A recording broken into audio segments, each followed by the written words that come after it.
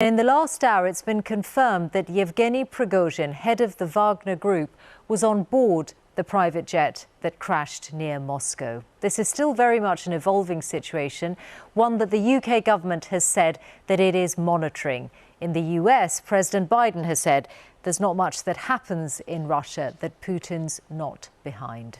Our first report is from our Russia editor, Steve Rosenberg. Caught on camera, the final seconds of a private jet. On board, reportedly, the head of the Wagner mercenary group, Yevgeny Prigozhin. Look over there by the farm, it's burning, the eyewitness can be heard saying. In the distance, a giant cloud of smoke. The Embraer plane had crashed in the Tver region of Russia, north of Moscow. Mr. Prigozhin's right-hand man, Wagner commander Dmitry Utkin, is also thought to have been on board. Later, a Wagner-linked Telegram channel confirmed that Yevgeny Prigozhin had been killed. It claimed it was the result of the actions of traitors of Russia. It's 2 months to the day since the Wagner chief launched what he called his March of Justice, his mutiny, the insurrection by Wagner forces who'd been fighting on the Kremlin side in Ukraine. They'd rolled unopposed into the city of Rostov. Their demands, the removal of Russia's senior military leadership, who they blamed for setbacks on the battlefield. There were these extraordinary scenes as the paramilitary chief admonished Russian generals. And then they'd marched on in the direction of Moscow, in a direct challenge to the authority of President Putin. The Kremlin leader called it treachery. Russia, he said, had been stabbed in the back. The mutineers would be punished. But by evening, a deal had been done to end the insurrection. Even though Russian servicemen had been killed, there would be no charges against Yevgeny Prigozhin and his Wagner troops. They would have to leave Russia, but the agreement left the Kremlin looking weak. This was Vladimir Putin today in the city of Kursk, commemorating the Soviet victory in a famous World War II battle.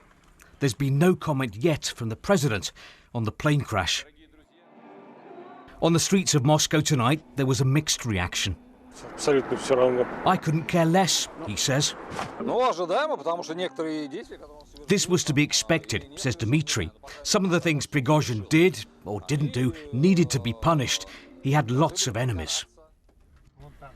Little surprise then, but much speculation about why the jet crashed. Who had targeted the plane and its controversial passenger?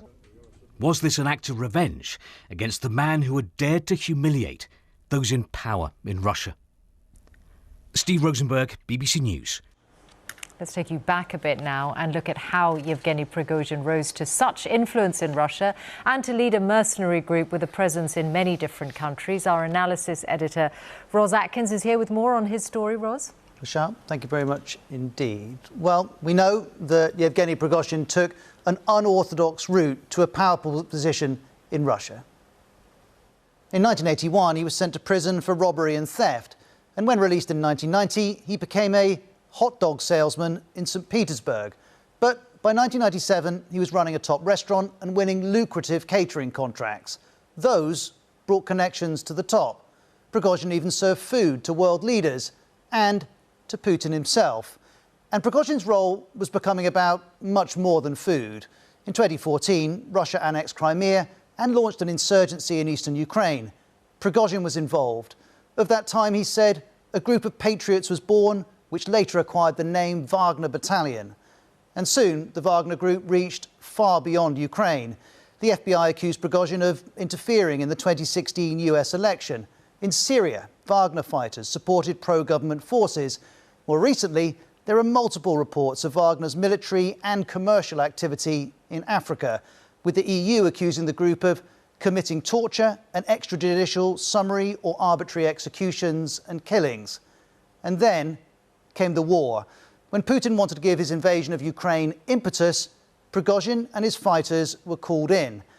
But as Wagner's death toll grew, so did Prigozhin's fury, expressed first in video rants and then in a short-lived mutiny. In the aftermath, Putin condemned the mutineers and traitors, but for Prigozhin, charges were dropped. No arrest followed. And we asked, why wasn't Putin punishing Prigozhin? Perhaps he was biding his time. Back to you, Michelle. Ross, thank you very much. Well, let's go live now to Moscow and the BBC's Will Vernon. Will, what are you hearing? What are people saying in the hours since these reports first emerged? Michelle, I don't think this news has surprised anyone here today. Around an hour after that plane crash, the Russian Federal Aviation Authority, Rosaviatsia, released a statement confirming that Yevgeny Prigozhin's name was on the passenger manifest of that plane. And that is very fast for that particular agency. Rosaviatsia usually takes much longer to respond to incidents like this. And that already raised a few eyebrows here, because after all, speculation has been swirling for some time now, just exactly about what fate would await Yevgeny Prigozhin. Because as Steve was saying in his report there, when Yevgeny Prigozhin launched his mutiny exactly 2 months ago, his Wagner mercenaries seized a major Russian city and even marched on Moscow.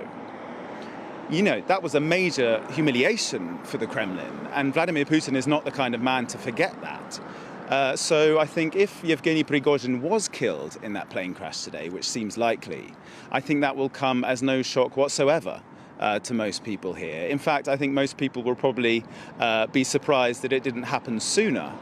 Now, we don't know what exactly caused that crash. Russian media are saying that investigators are looking into a number of different possibilities, including what they're calling external actions.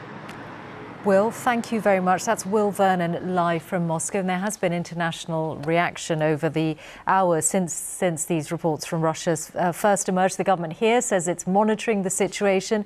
But this evening, President Biden has spoken about what we've heard. I don't know for a fact what happened, but I'm not surprised. Do you believe? There's not much that happens when Russia is Putin not behind, but I don't know enough to know the answer. Well, our Russia editor, Steve Rosenberg, just happens to be here in the UK on a day that we've had this news. Steve, what do you make of it all? I mean, this whole story of Yevgeny Prigozhin, from start to finish, the story of Prigozhin, Wagner, the mutiny, has been murky, hasn't it? So many questions, and that includes what happened today with this plane crash. Now, that Telegram channel that's linked to Wagner was blaming traitors of Russia for what happened, and that suggests that they believe this was an act of revenge, possibly by those in power. And if that's the case, then one question will be now, how will those sympathetic to Mr. Prigozhin and to Wagner react, especially those in this private army, people with guns? Now, we know that Mr. Prigozhin had a lot of enemies, particularly in the Russian Defense Ministry, and they were angry that he was not punished by President Putin after the mutiny. After all, a number of Russian servicemen were killed. But the key question will be now, I think, how does Vladimir Putin emerge from all of this?